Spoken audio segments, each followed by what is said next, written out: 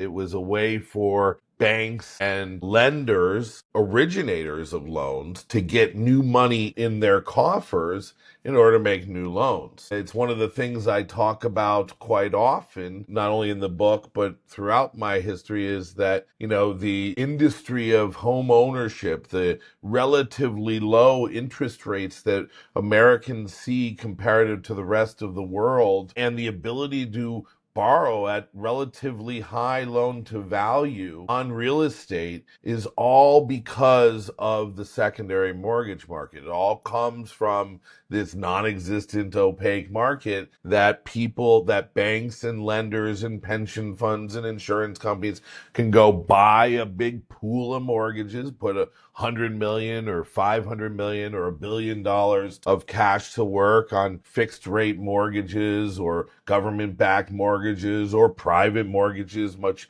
might be at a higher yield. Well, the secondary mortgage market is where all that stuff is traded. Like I said, it's not necessarily like me going onto a website.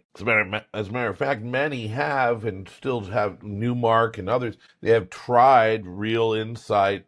They try to have their own little online markets, and everyone's it's a free for all. It's who you know. And, there's been periods of time prior to the GFC of 2008, where the secondary mortgage market really became more open to guys like me, regular real estate guys who didn't come from a Ivy League or a Wall Street background, who knew real estate, but never thought of the idea of trading in loans as a way to get access to real estate.